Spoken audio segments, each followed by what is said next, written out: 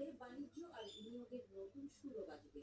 পোশাক, প্রযুক্তি, নবায়নযোগ্য জ্বালানি থেকে শুরু করে হস্তশিল্প পর্যন্ত সবকিছুর দ্বার খুলতে চান ইউনুস। তবে সবচেয়ে সংবেদনশীল অধ্যায় অর্থ পাচারকারীদের ফিরিয়ে আনার কূটনৈতিক দাবির উচ্চারণ।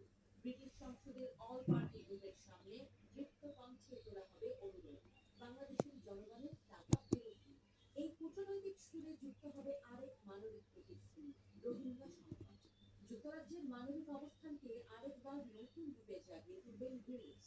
আলোচনায় আসবে নিরাপদ প্রত্যাবাসনের পথ, আন্তর্জাতিক তহবিল ও মর্যাদার সহায়তা। এই সফর কেবল একটি যাত্রা নয়, এটি এক অধ্যায়ের শুরু, যেখানে সংস্কার, সহানুভূতি ও সম্মান মিলে গড়ে উঠবে এক কূটনৈতিক মঞ্চ, যেখানে একজন নোবেলজয়ী কেবল পুরস্কার নিতে চান না, বরং রাষ্ট্রের ভাগ্যরেখা আঁকতে চান। Hello guys, welcome. আমি তো ফ্রি ফায়ার খেলি, প্লেয়ার যখন পাবজিতে চলে তখন পাবজিতে তখন আমি একটা গান বলি, ফ্রি বাল্লা সবাই পাবজি খেলে, এখন চলে free fire, free fire, free fire, fire, free fire.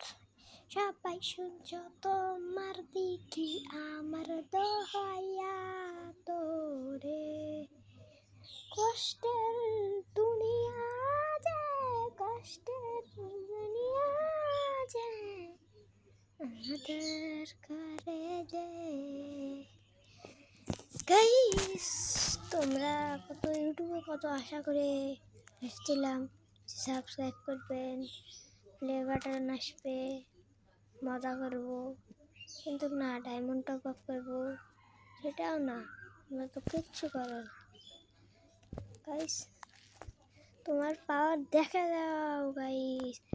যারা যারা কমেন্ট, যারা সবাই যারা ভালোবাসবে আমাকে, তারা খালি ব্লু হার্ট স্প্যাম করে দাও, ব্লু হার্ট, ব্লু হার্ট। আর যারা যারা আমাকে ভালোবাসো না, তারা রেড হার্ট স্প্যাম করে দাও।